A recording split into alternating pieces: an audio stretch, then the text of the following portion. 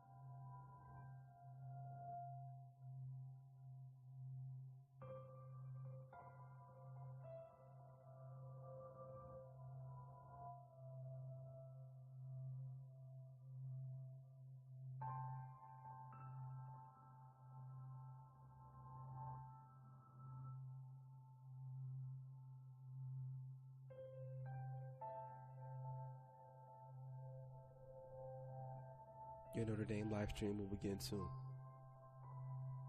Thanks for watching.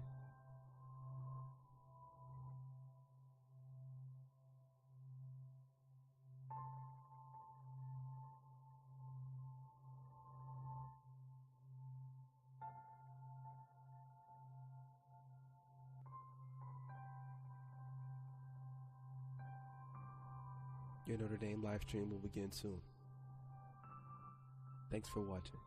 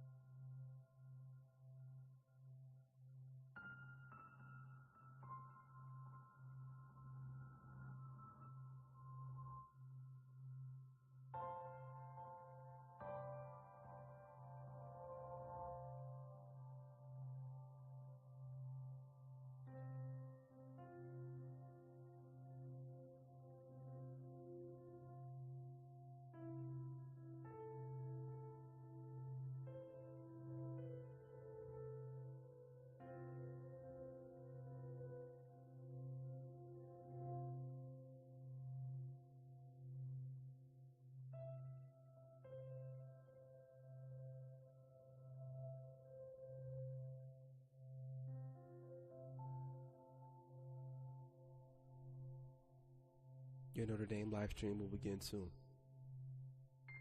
Thanks for watching.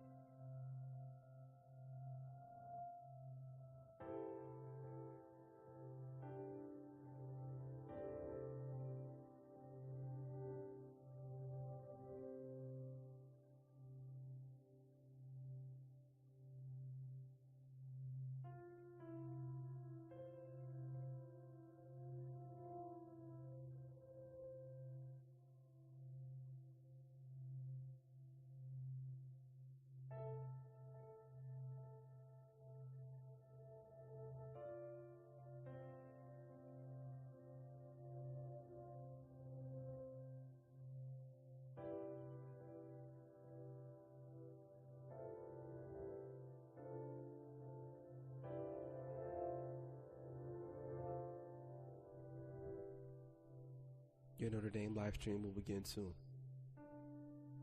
Thanks for watching.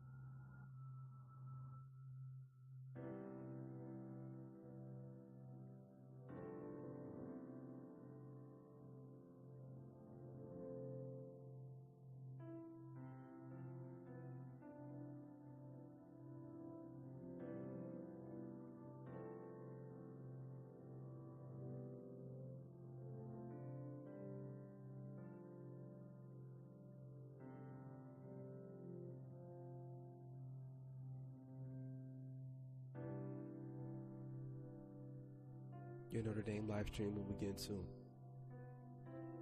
Thanks for watching.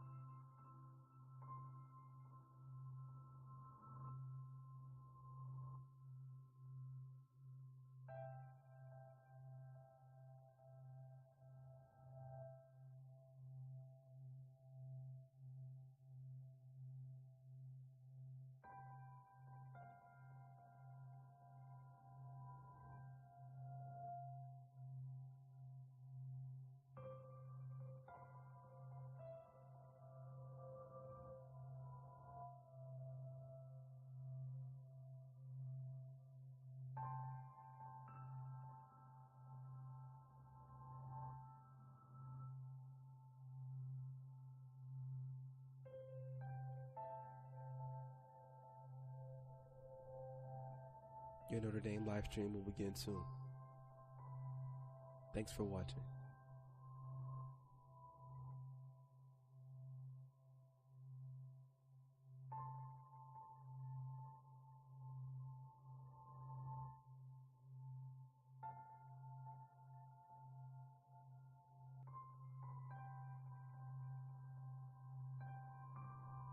Your Notre Dame live stream will begin soon.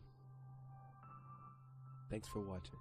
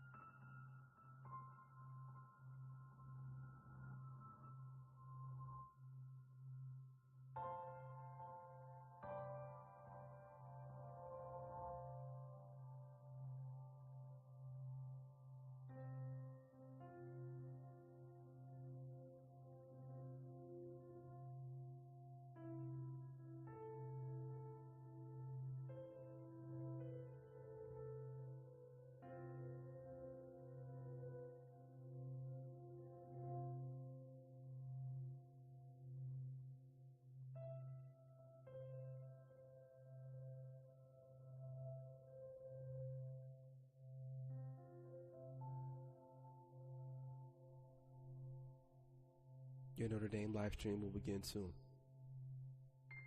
Thanks for watching.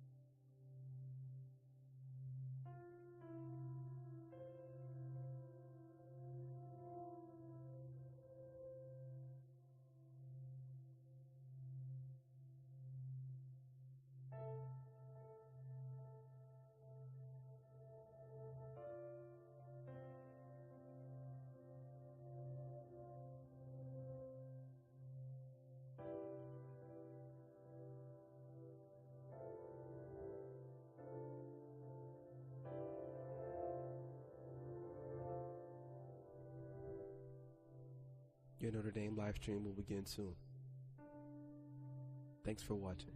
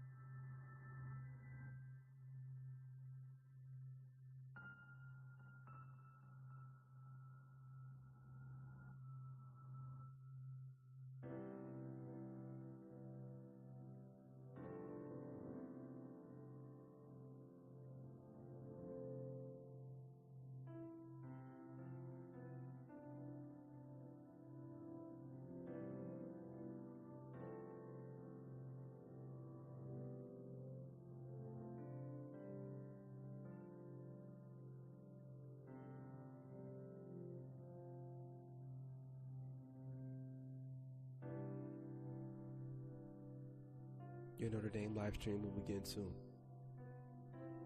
Thanks for watching.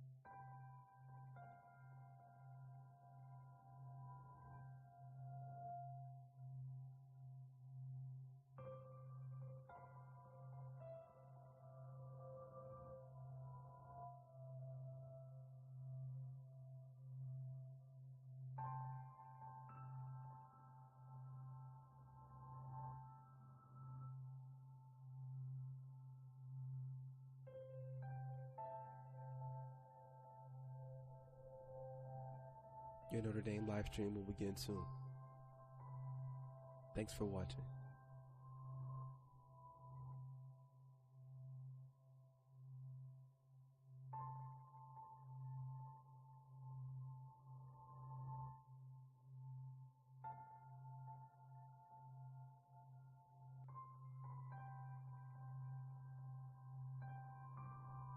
Your Notre Dame live stream will begin soon. Thanks for watching.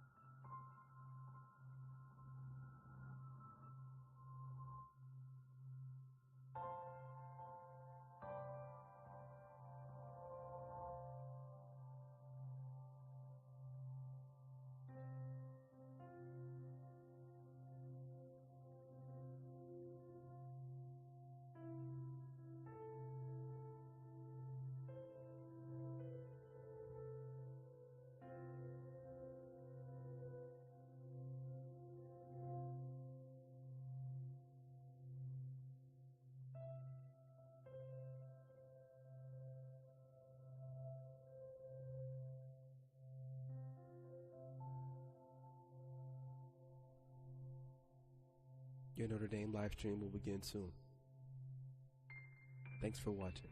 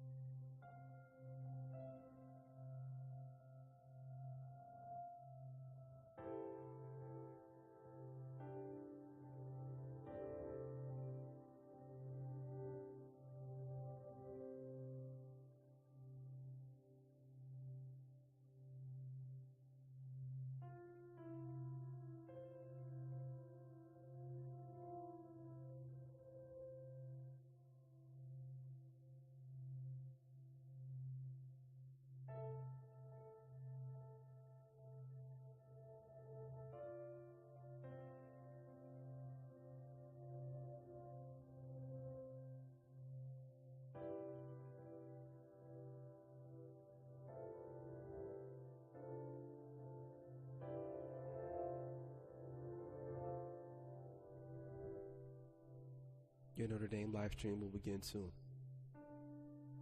Thanks for watching.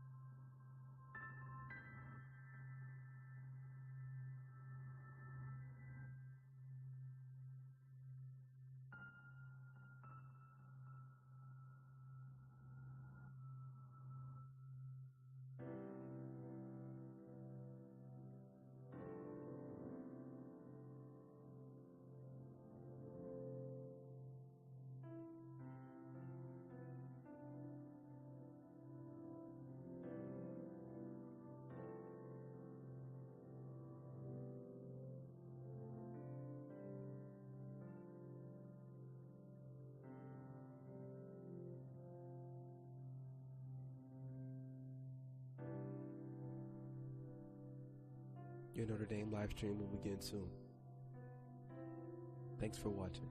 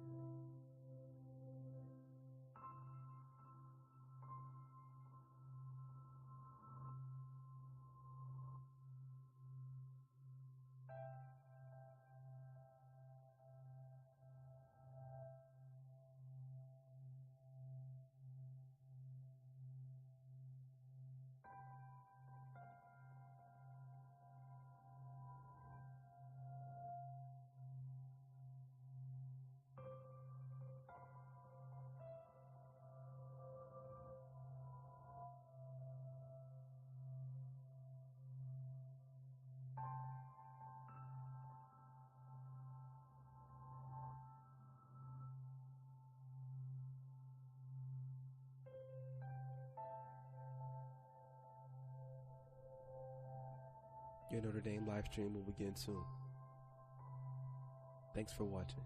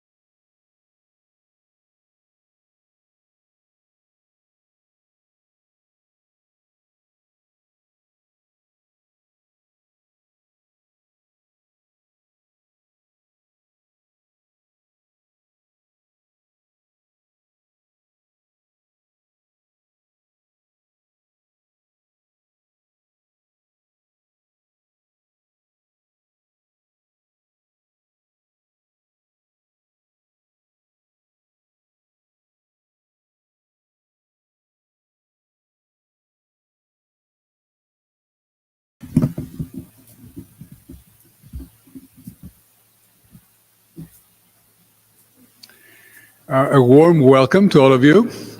I'm Stefanos Polizoidis, the Dean of the School of Architecture, the neighbor next door.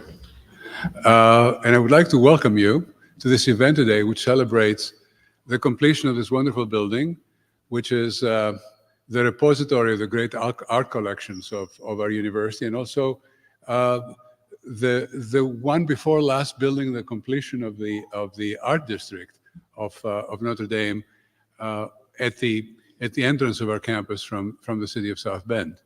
It's a wonderful, joyous event. We're very honored to have Bob Stern speak by video, and three of our colleagues, well known to us, some of you, who will receive questions from you in addressing the design and the history of the making of this great building. Again, thank you for being here. We were going to have a reception following this event, and Richard will remind you of it after the event is concluded. And Richard Konomakis is a distinguished professor of architecture, one of the serious architects in our faculty, and it is with great pleasure that I would like to introduce him to make the introductions and begin the event.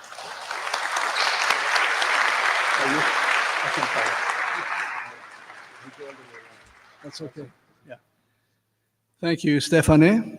This is really a wonderful event, a wonderful opportunity for us to enjoy this building and to engage the architects who have been working on realizing it. The way we're going to proceed is I'd like to introduce you, our panel, and we're then going to see a short video by Robert A.M. Stern, who will be connecting with us from New York City. Well, it'll be a video, not directly, right?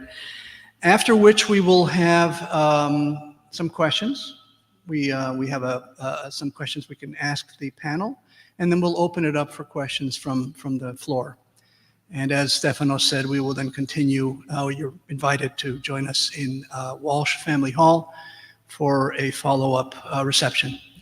So I'll first like to introduce Melissa DelVecchio, who is a partner at RAMSA, Robert A.M. Stern Architects, and the design lead for many of the firm's academic and institutional projects. She's well-versed in classical architecture, as you can see in this very building. Her projects include 2 new residential colleges at Yale University, the first LEED Gold certified academic building in China, and the restoration and adaptive reuse of the Schwartzman Center at Yale, a historic Carrera and Hastings building that was transformed into a social hub for the university's students. Melissa is a fellow of the American Institute of Architects. She's a member of the Richard H. Driehaus Prize jury and the Rafael Manzano Martos Prize jury in Spain, and chaired the Robert A.M. Stern Architects Fellowship jury for 10 years. Melissa recently served as the RAMSA Visiting Professor of Classical Architecture at Yale School of Architecture, and as the visiting critic in classical architecture and urbanism at Catholic University of America. Tony McConnell is an alumnus of the School of Architecture. I should note that all 3 of our panelists are in fact domers. And Tony is senior associate at Robert A.M. Stern Architects, a classically trained architect. His work at the firm has focused on academic and institutional projects, including a presidential library and several buildings for Marist College, including a natural sciences classroom building and a new home for the fashion, art, and digital media programs within a renovated industrial building. He was project manager for the Raclin Murphy Museum, and also a performing arts center at Villanova University. Kasey Tilove is an associate partner at Robert A.M. Stern and joined the firm in 2015.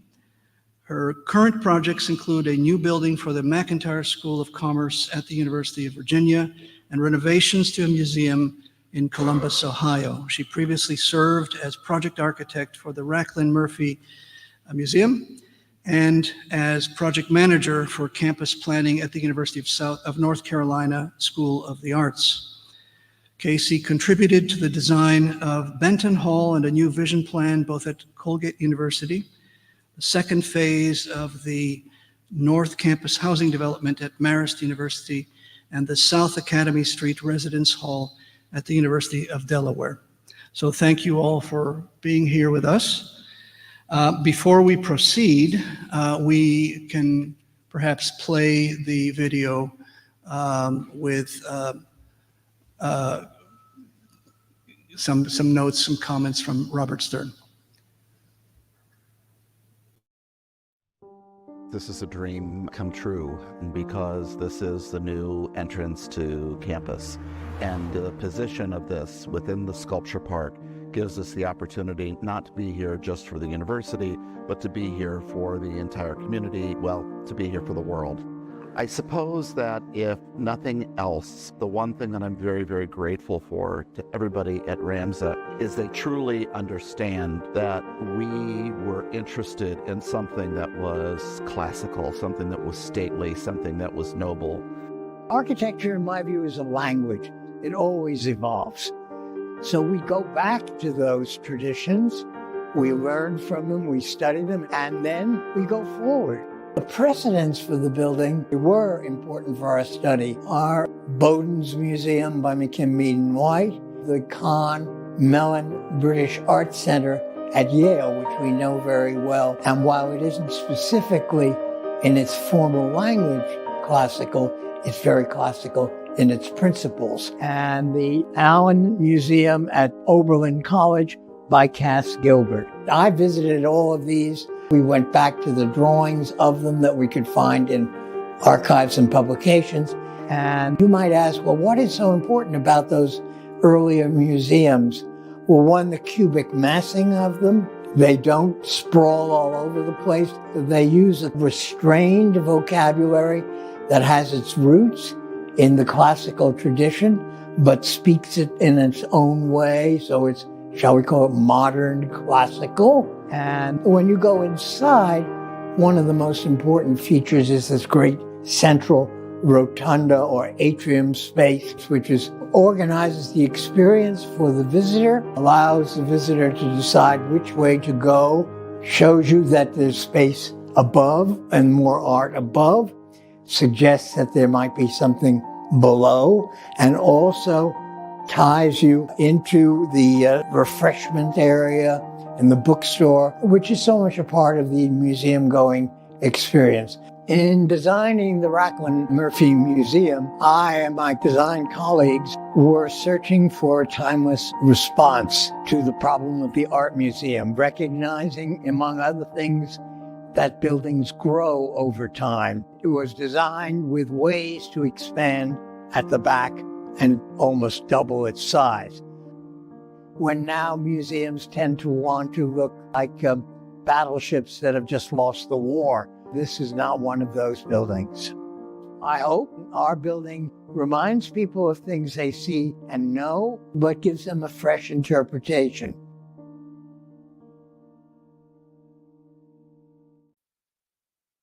All right. Okay, well, I think I can take my seat now and we can commence. But before we do, I just want to make a suggestion for you all.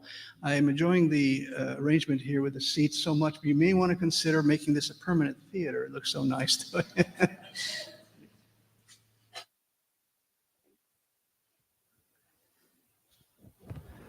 So I think you can hear me. Yes, I'm connected. So we had a collection of questions that came our way, and we will get to the that moment when we can open it up to the to questions from the floor, especially hoping to engage the students. And some of the questions have to do with sites, some have to do with buildings, the building and its design, and some have to do with the team and the process. So I might start with the first one having to do with the site. First of all, why did the Snite Museum of Art move to this site? Was expansion of the exhibits a critical factor in this, the decision to construct a new building? And I'm not sure if I should, where I should direct my question. Yeah. So, oh gosh, that sounds so loud to me, sorry. So expansion of the facilities was a big part of the needs of the Snite Museum. And so it's really important to think of this as the first phase of what will ultimately get them the full space that they need to function as not only a gallery that shows off the work that they have, but the true educational facility, which is what makes university museums so unique and so different from just a public museum that's not on a college campus. One of the primary reasons why they wanted to move over to this area, and I applaud the university for thinking of the idea of really setting forth an arts district as a gateway to the university. And so your new home, the architecture school next door, was the first piece of that. This is very much the anchor of that. And then there's room between the two for the new building for art history and design, which is sometime off in the future. But the idea being to really bring arts to the forefront, show how important it is to a liberal arts education, and to make it something that both the community and the campus could share. So this perch at the edge of the campus, integrated with the Charles B. Hayes Sculpture Park, is really important, I think, for both the campus and the community. Thank you. And of course, this segues into the next question, which is how did the site, the actual surroundings of the site, factor into the design process?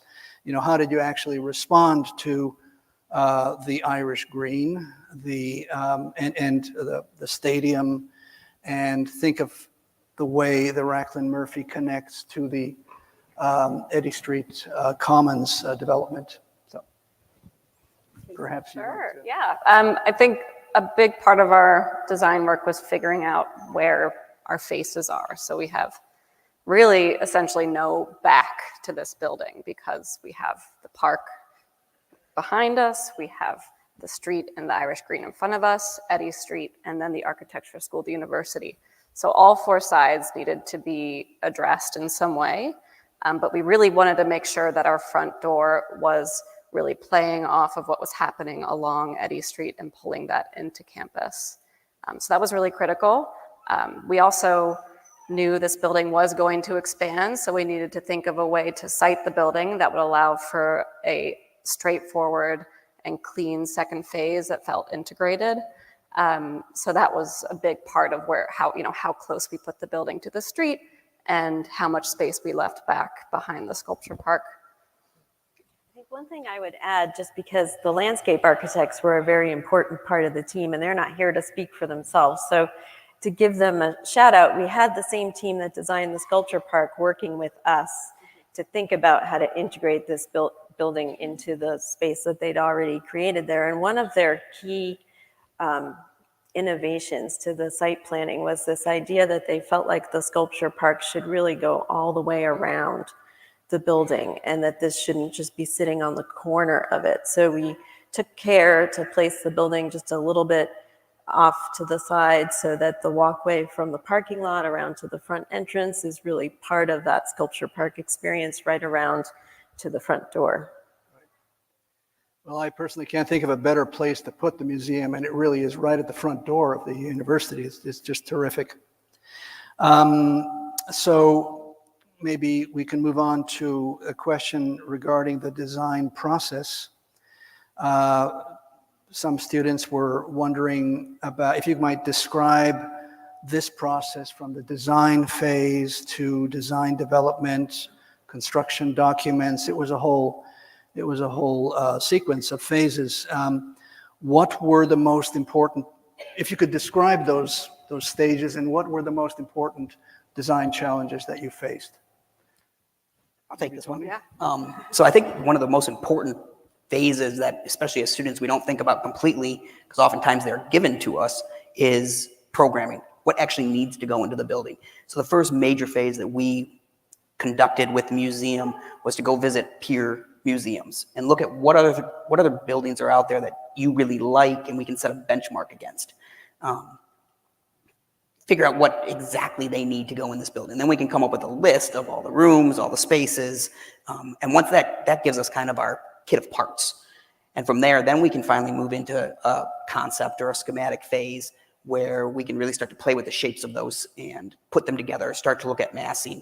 One of the great things, I have only had one job out of school. I've only worked at RAMSA, and I like to tell people I drank the Kool-Aid because they do the exact same stuff at RAMSA that is being taught here at Notre Dame.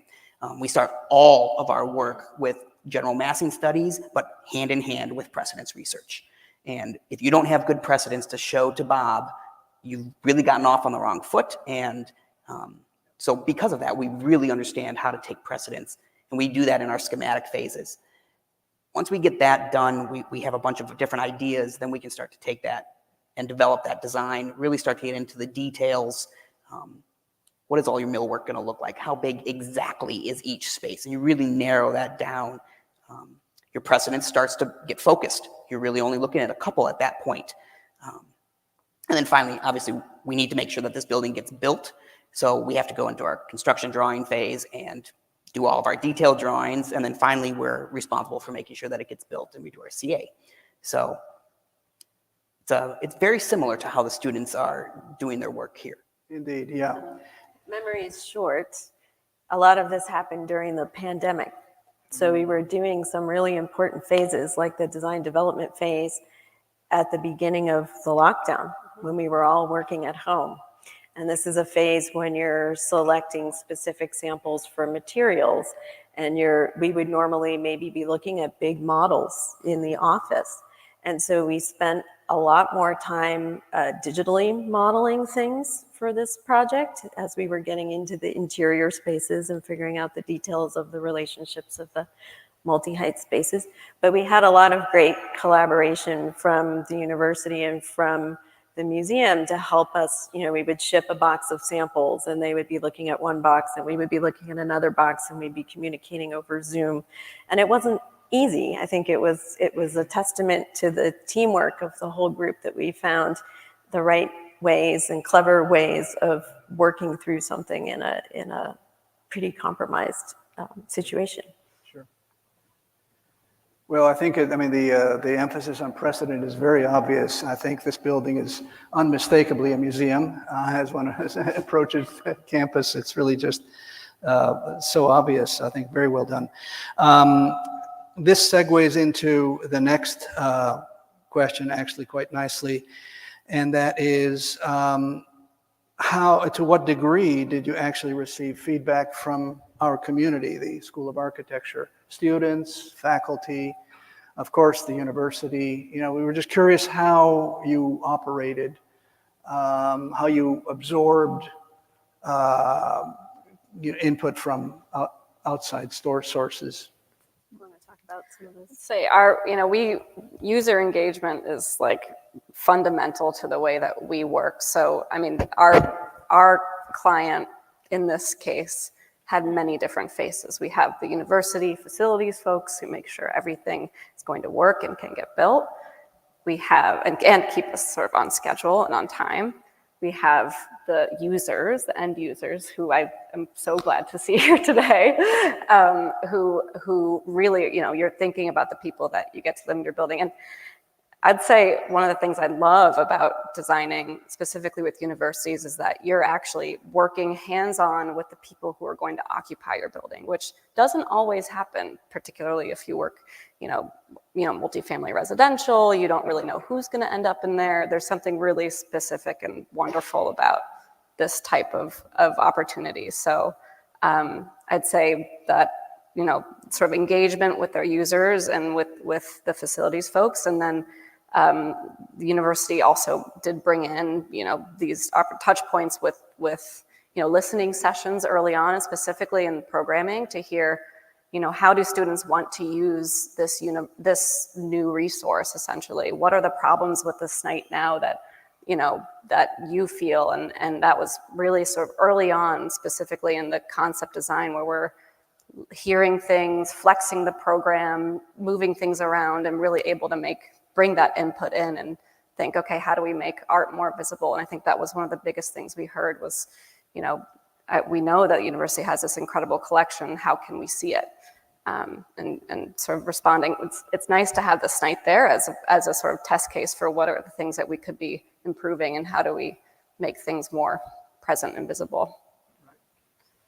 Some of us who teach design occasionally give out a small museum project, and one thing that we note is students are inclined often to design rooms specifically for particular works of art that they like or they're intrigued with, if it's an actual collection.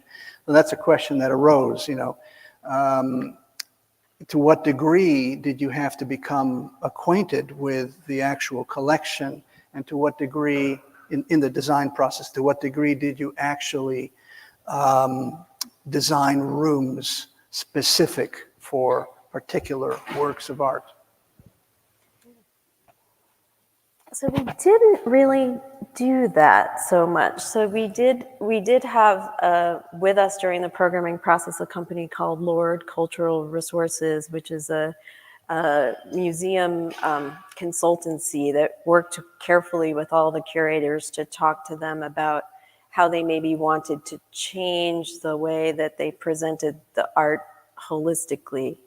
But we didn't so much know that, that sculpture was going to be there and that sculpture was going to be there. That happened as the curators worked together with another group of exhibit designers called Gallagher Associates. And they, while we were finishing the construction drawings, they were working in lockstep with us to determine exactly what would be where in each of the galleries. And we were sort of on the sides of that process to sort of advise about maybe some of the spatial implications, but it was really something that happened together between the curators and the exhibit designers.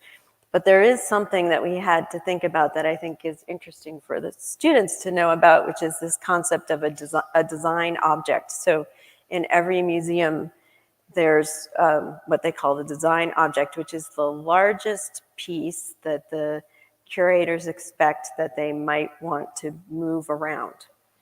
And so you need to actually think about the pathway for that object coming in from the loading dock, getting into the elevator, going around every single corner into every gallery through every single door. And it's actually quite a project just to determine that there's enough flexibility in the layout to allow things to change and evolve over time, because we've thought about some of these bigger pieces and how they move around. And that includes expansion of the collection in future. We understand that when it expands, it'll go that way. Yeah, Correct. so the expansion is largely, this is most of the gallery space. The expansion will have a bit more gallery space. It will have the remainder of the staff offices. It will have a proper auditorium, which will be below ground back there. And it, most importantly, will have a print studies center. So a place where the students can go to actually interact directly one-on-one with pieces out of the collection. So right now there's an object study room in the lower level where the curators can teach together with the students, and there'll be more of those in the second phase. But the print studies center is really the major component that will be in that second phase. Yeah, no, that's great. Things to look forward to. I'll add to the idea of sort of designing a room around the art. I think a lot of what we were doing and the challenge for museums in general is to actually bake in the things that allow for flexibility in the future, because if you tie yourself in specifically to one object, obviously that's really important square footage of the building. In 10 years, you might want to change it up. So some of those rules, we have 18-foot floor to floors on our gallery spaces. There are a number of various things that you just sort of keep as a baseline and protect as much as you can to make sure the flexibility still survives throughout the life of the building. I mean, I would say, looking at your question a little bit differently, the most interesting place where we had a collaboration together with an artist, and I'm thinking, because I'm looking at it right up there, is the chapel, which is, of course, a highly unusual thing to have in a museum, but not unexpected that Notre Dame would be interested in doing something like that. And that was a collaboration with an ecclesiastical artist, Mimo Palladino, who is from Rome. And we developed the shape of the room, sort of thinking about Bernini and oval churches. And then Mimo designed the mosaics and the stained glass and the vestments and everything that goes together with that chapel. So it's a little different than designing around a specific piece. It's designing a holistic experience together with one of the artists, which was really fascinating part of our project. Some of our students intern at your office, and so there's a certain familiarity with the way you operate. And one of the things that we learn is that Bob Stern loves to have models built, enormous models built through which he can stick his head and look around. And had to ask this question. I'm sure that happened. Is that right? We did have one of those. It was of this space right here. So you could imagine his head popping up right through the middle. And we had a series of options of different ways of treating this multi-height space and the way stairs might interact with it.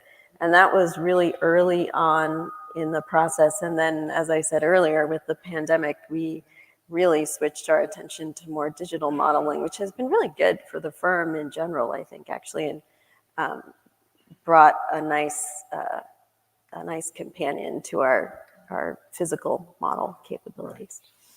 Well, now tell us about the team, the RAMSA team. How large was it? And, you know, we have to ask this, how many domers were involved other than yourselves? I think they showed some of the photos, but one of the first things that we did, even before we were awarded the project, to start generating some ideas, we took all, and I think at the time, 37 Notre Dame graduates in our office and gathered them into one room and said, this is what the competition is for. We want to hear what your thoughts are. And we, you know, that ranged from people who had been in our office for 20 plus years down to recent graduates. So we really had this opportunity to get some really unique and different ideas out very quickly from people who are invested in it. You know, these people care about this university and they care about what's going to happen on the property. So, you know, 37 people started, but our general team was probably around 6. I'm sure we grew a little bit during deadlines here and there, but somewhere between 6 and 8 throughout the project. That's terrific. Well, we'd also like you to tell us something about the other project team members who were involved in realizing this wonderful addition to the campus. For instance, the Raclin Murphy Museum staff, Lord Cultural Resources, Gallagher and Associates, Michael Van Valkenburg Associates, of course, the university architect. You know, what was that like? You know, how did you operate and engage with these other consultants? It's a big team. It's a big team, and there, you know, it's a very big group of people with sometimes with different interests. And the goal for the architect is to bring consensus and hear and weigh all the voices. So, you know, at times it's challenging because you have to tell people who are going to use your building that we can't quite fit everything we want, and you have to sort of work and massage. But what comes from that, I think, is prioritizing and people think about really what's important to them. So it's a very sort of involved process, especially early on, and the sort of challenges that are met with that. But then, you know, once you start to be able, I've found, once you start to be able to visualize the spaces and find these little wins along the way, it really starts to gel. So, you know, we had wonderful consultants and our folks here who are using the building. And I think, you know, it was a pretty great, and Tony can speak to the construction portion of sort of that is a whole different team that we engage with. So. One thing that is really a treat to work with the University of Notre Dame specifically, this university has done phenomenal building, a lot of phenomenal building in the near recent past. They are very good at it. So when we were invited to come do this work, they had a lot of things already kind of set up. And one thing that we really struggle with specifically, you know, with all of these people that want to have a voice is you get too many chefs in the kitchen. And the university does a very good job trying to make sure that we have the right people with the right answers, or the answers that you're looking for at the right times.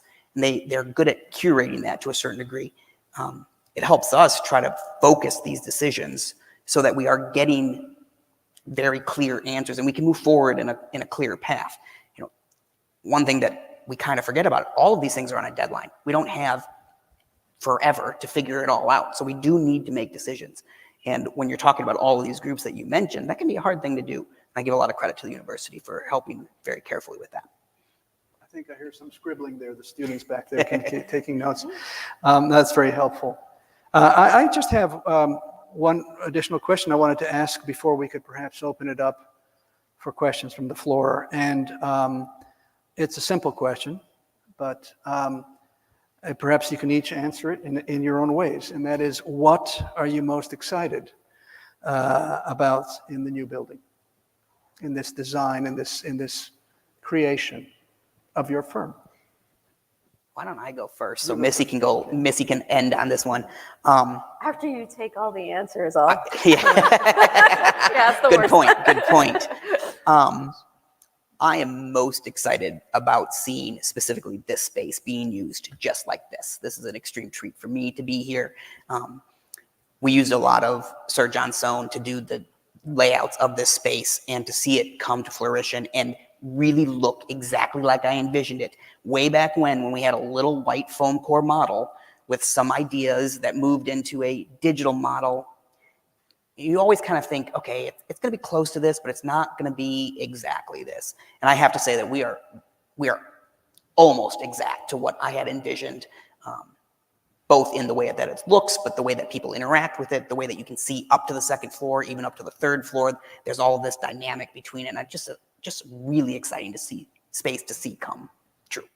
Terrific, yeah.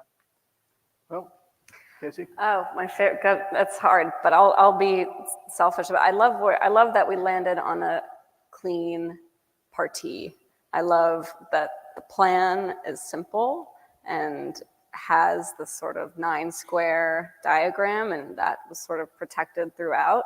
I think you walk in and you sort of know how to get around without ever being in the building. I think that's key to being something that's supposed to be publicly accessible and welcoming to people who have never been on the university before. I think it's really a critical part of a museum design is sort of welcoming you in and making you feel like you can walk around without having to look at a map. So I think that's probably my favorite thing.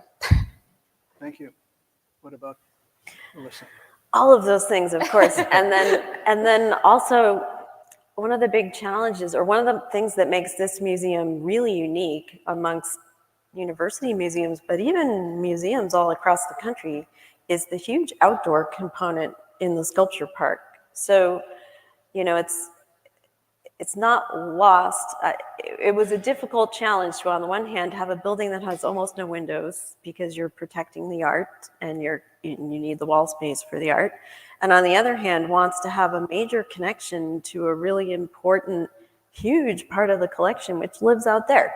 And so that affected the way we looked at precedents. Bob talked eloquently about the precedents that led us to things that look like a museum, but we also looked at a lot of English country houses and how their back facades relate to the landscape. And we spent a lot of time thinking about how we could have a space where sculpture lived, where they were things that were a little less light sensitive, where we could both make that connection to the lower level, so the lower level galleries feel like they're on equal footing with everything because they relate to the central space, but we could also create this wonderful lobby that immediately when you enter tells you that the rest of the collection is there to be explored.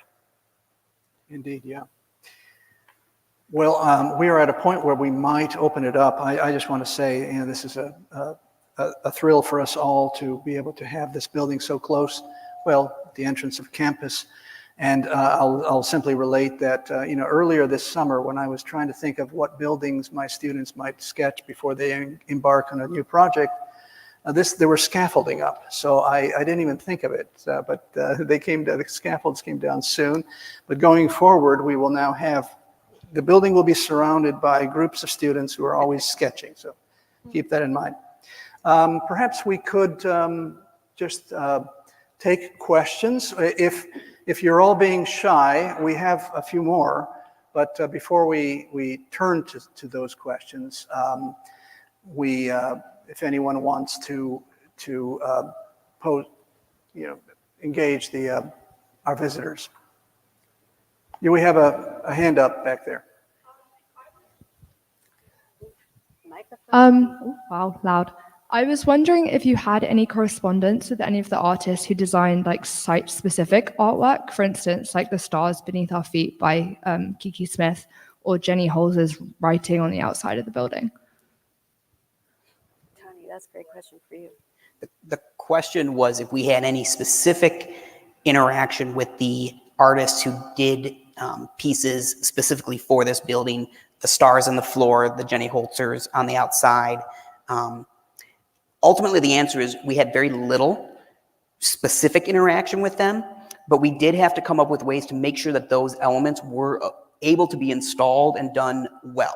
So a great example, the Jenny Holzers on the outside, those panels couldn't be the same materials that were on the rest of the project, because as soon as you carve into a precast piece of stone, you get a very poor finish. So we had to make sure that those were true limestone. So even though we didn't know exactly what Jenny was going to put into those places, we gave her the opportunity to have a blank palette that she could work however she wanted to. The same went for the floors.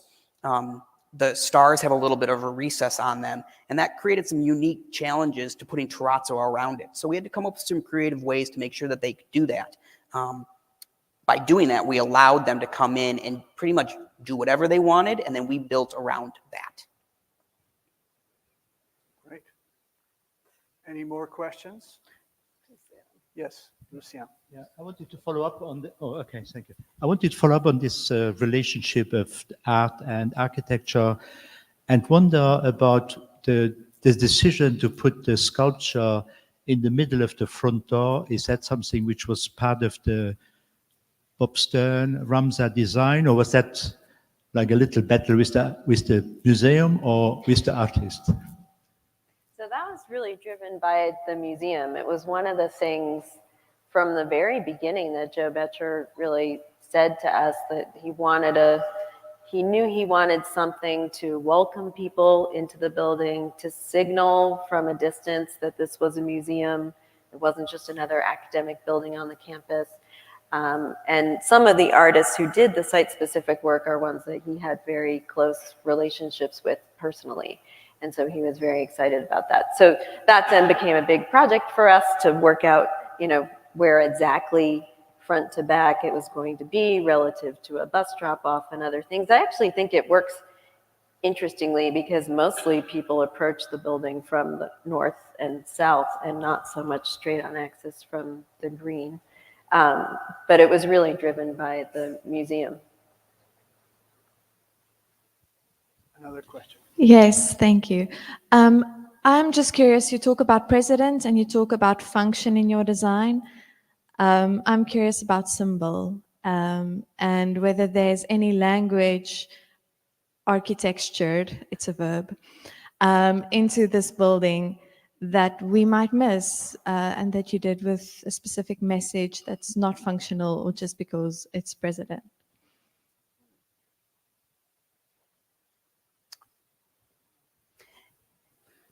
And I think one for me would be it is more obvious, but having the large entry with the high vault in the middle, coming down low as you come in, but then to have this wow moment as you come into this space.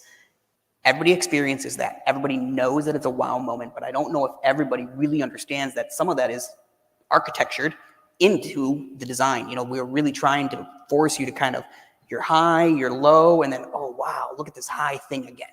I think it's something people don't really realize, that's a real conscious decision on our part.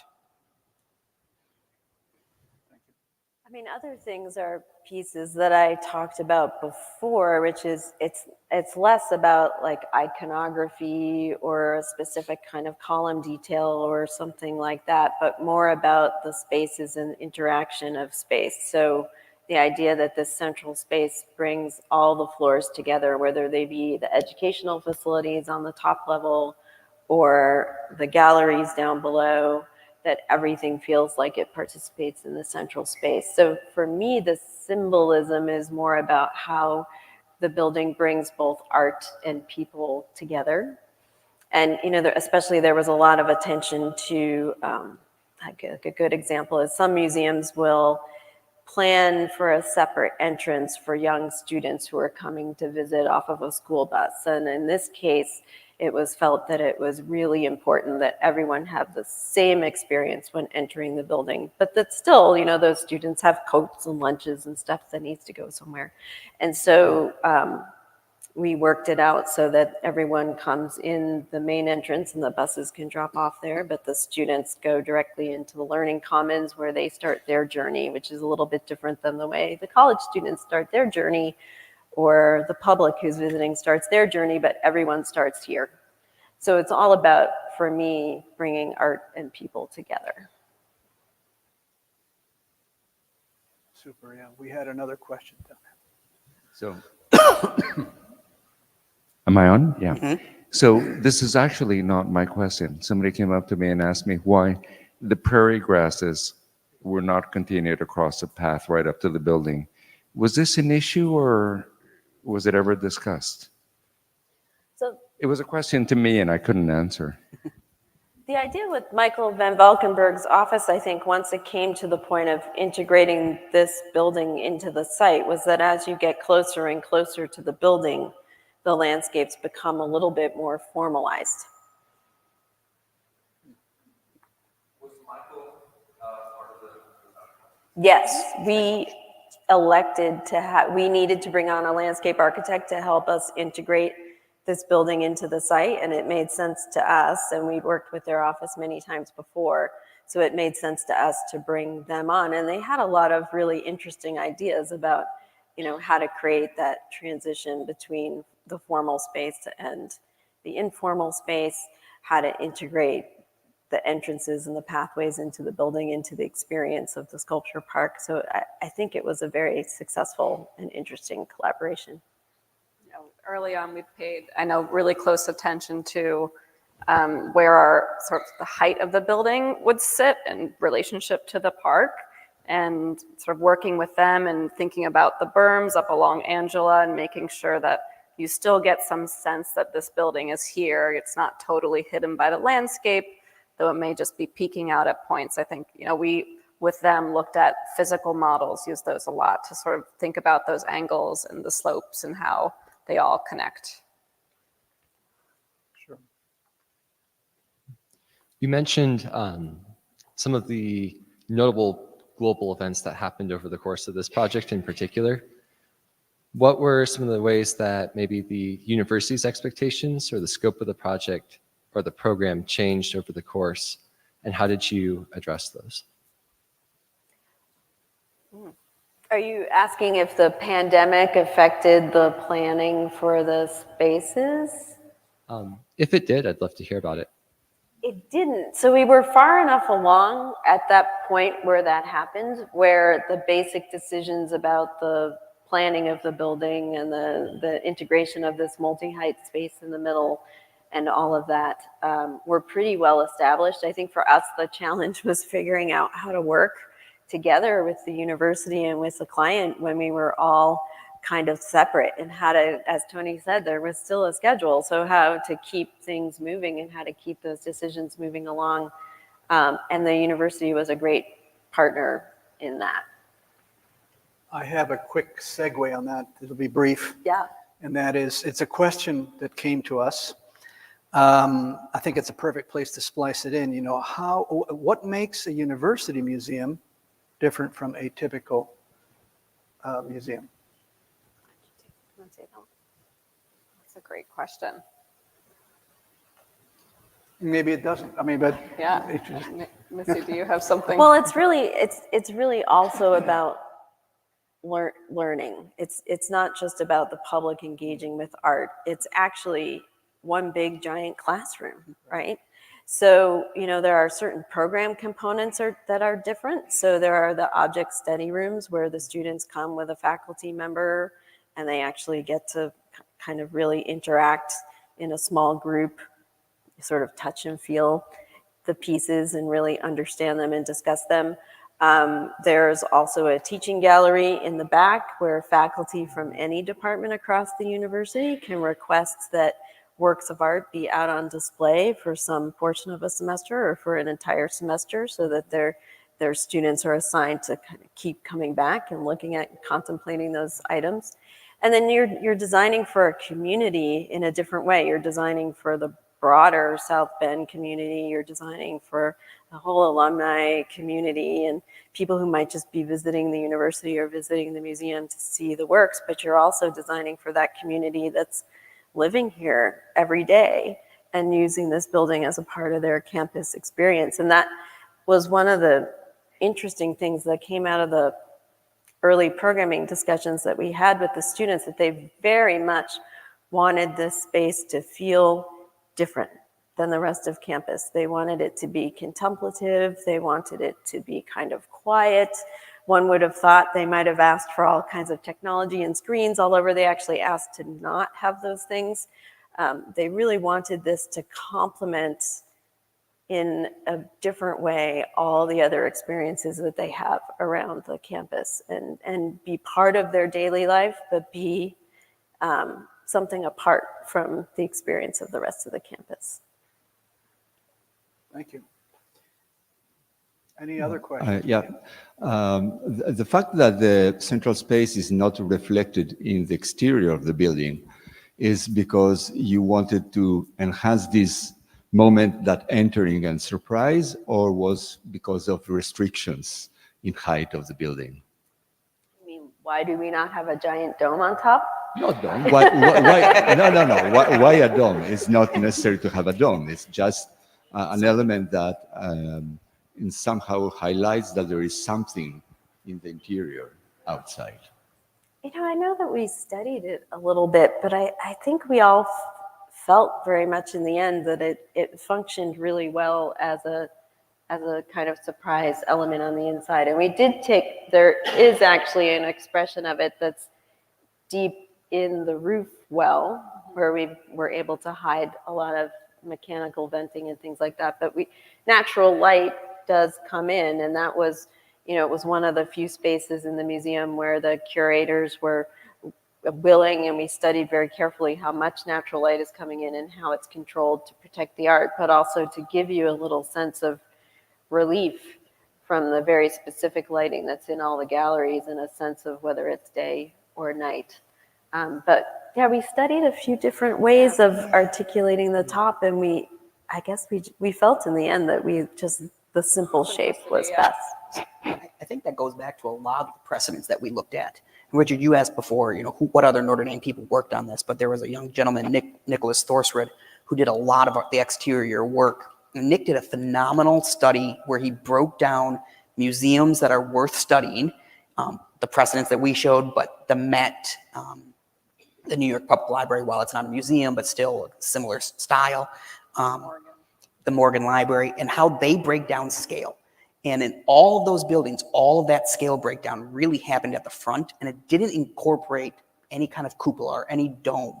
So all of our precedent had what you guys were saying was that simple facade or simple roof line. It put the emphasis down to the facade.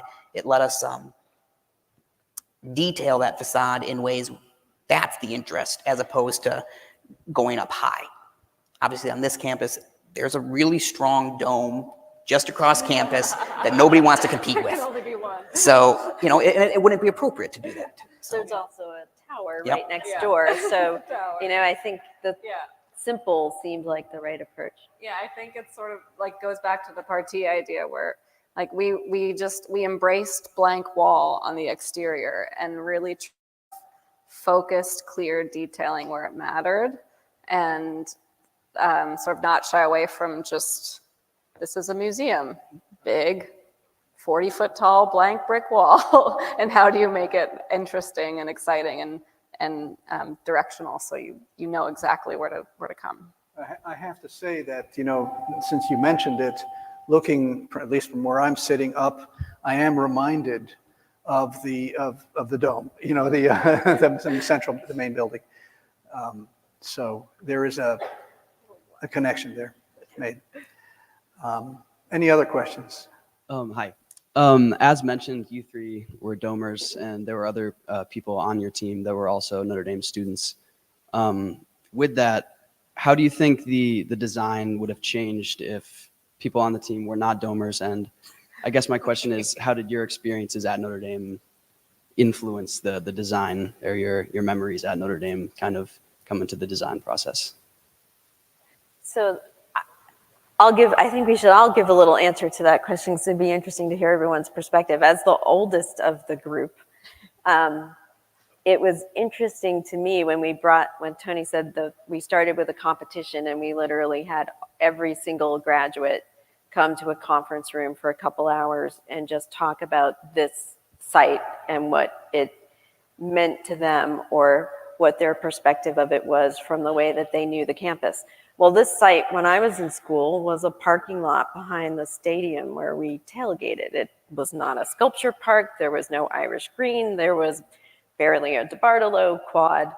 And so what was most interesting to me was to hear all those perspectives from graduates from, 5 years after me to 2 months before they got into this conference room, and what their perspective was on the way that this campus had grown over time in this direction, and what this space really meant to them. And then also the history of where art had been on the campus. So that Notre Dame's had a really significant art collection for a long time. And it's not only lived at this night, it had other homes before that. It was in the main building, and it was originally in the old Bond Hall, when Bond Hall was the library, the upper floors where we had our studios when I was in school were the former art galleries. So, you know, everybody had a different relationship to art on the campus and to this space. And it was really interesting for me to just be part of that discussion. I do wonder if the building would look less like Bond Hall if there weren't so many doors on the project. Yeah, I think just obviously having a wonderful training of traditional architecture and how it can be interpreted was critical for what the university charged us with. And it was clear from the RFP, like it was a very clear sort of statement of this is what the university wants, you know, in this sort of way, a sort of new look on this new arts campus, or sort of continued language. So we lucked out. They came, I think, by having so many strong Notre Dame voices. Now that you mention it, the connection to Bond Hall architecturally, the entrance is very obvious. So we feel more at home here in this building. I just got a note that if we need to wrap up, otherwise they'll turn on the sprinkler systems. And so, but maybe we just take one last question. Yeah, that's me. I'm just wondering about, can you talk about how, as the university was looking for a classical traditional building, and how do you sort of square that with, you know, concerns of budgeting and concerns of utility, and what classical details were you like, no, we must have this, and which did you want to have and you had to get rid of? I don't think there was anything that we wanted to have that we had to get rid of.